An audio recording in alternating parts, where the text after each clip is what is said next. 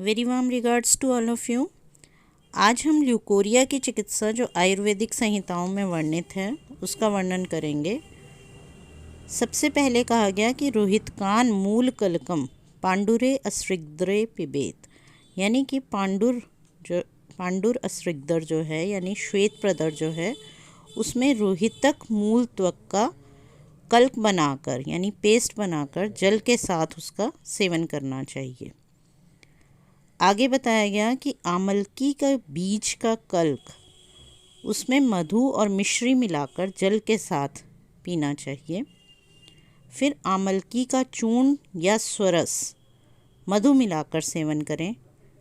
नेग्रोध या वट की छाल का, नेग्रोध कहते हैं वट, उसकी छाल का क्वाथ बनाकर उसमें लोद्र कल्क मिलाकर पीना चाहिए।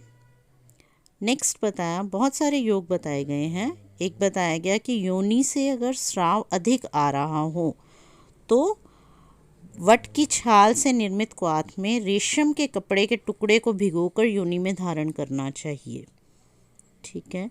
आस्रावे क्षोम पटम व भावितम तेन धारेत, यानी कि उसमें रेशम के कपड़े के टुकड़े को भिगोकर योनि में धारण करना चाहिए। प्लक्ष त्वक चूर्ण, यानी जो प्लक्ष की छाल है उसका चूर्ण लेके मधु मिलाकर उसका पिंड बना लें। इस पिंड को एक पतले कपड़े पर रखकर वर्ती बना लें तथा इसे योनि में धारण करें, अथवा चूर्ण की पोटली बनाकर योनि में धारण कराएं। अगला योग बताया गया, लोद्र प्रियंगु और यष्टि मधु यानी मुलेठी के समभाग से जो चूर्ण बनाया जाएगा उसे मधु मिलाकर वर्ती बनानी है। लोद्र प्रियंगु और मुलेठी के समभाग से निर्मित चूर्ण में मधु मिलाकर वर्ती बना लें। योनि का स्नेहन पहले कर लें, उसको स्नेहित करने के बाद इसका धारण योनि में करें। मतलब स्त्री योनि को तेल से पहले आलिप्त करने के बाद ही उस वर्ती का धारण करना चाहिए। फिर बताया कि कषाय रस प्रधान द्रव्यों के चूर्ण और मधु से निर्मित वर्ती को स्नेहित योनि वाली स्त्री को धारण कराना चाहिए, अर्थात वर्ती डालने से पहले योनि को स्निग्ध कर लेना चाहिए।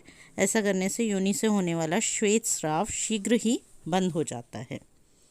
योनि से स्राव को पूर्णतः निकालने के लिए सर्वप्रथम योनि का वातनाशक तेलों द्वारा अभ्यंग करें।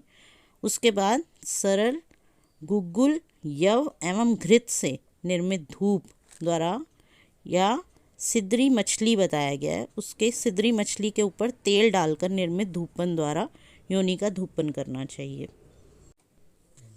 इसके बाद पिच्छिल योनि में यानी चिपचिपा स्राव अगर आता हो, चिपचिपाहट वाला स्राव होता हो तो उसमें कासीस, हरड़, बहेड़ा, आंवला, फिटकरी, लाजवंती, आम की गुठली और धातकी पुष्प, इन द्रव्यों के समभाग से निर्मित चूर्ण में मधु मिलाकर वर्ती बना लें और इसे योनि में धारण कराएं। ऐसा करने से योनि शुद्ध हो जाती है। पिच्छिल योनि में ही पलाश की छाल, राल, जामुन की छाल, लाजवंती, मोचरस और धातकी पुष्प, इन सभी द्रव्यों को बराबर मात्रा में मिलाकर कल्क बना लें और इस कल्क को कपड़े पर रखकर तर्जनी उंगली के बराबर वर्ती बना लें। इस वर्ती को योनि में धारण कराने से योनि की पिच्छलता और क्लीनता, गीलापन जो है वो नष्ट हो जाता है।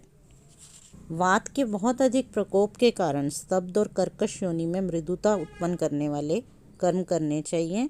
इसके लिए वेश्वार, पायस अथवा कृष्णा की पोटली योनि में धारण करनी चाहिए। योनि से अगर दुर्गंध आती हो तो तुवरक के क्वाथ से योनि का प्रक्षालन या तुवरक के कल्क का योनि में धारण अथवा सर्वगंध द्रव्यों के चूर्ण की पोटली बनाकर योनि में रखनी चाहिए। ऐसा करने से योनि से दुर्गंध का आना बंद हो जाता है। इस प्रकार वेजाइनल प्यूरिफिकेशन होने के बाद गर्भ बीज के प्राकृत रहने पर, यानी ओवम जो है वो अगर प्राकृत अवस्था में हो और जीवात्मा गर्भ में आने की इच्छुक हो, ऐसा चरक महर्षि कहते हैं, तब स्त्री गर्भ धारण कर लेती है।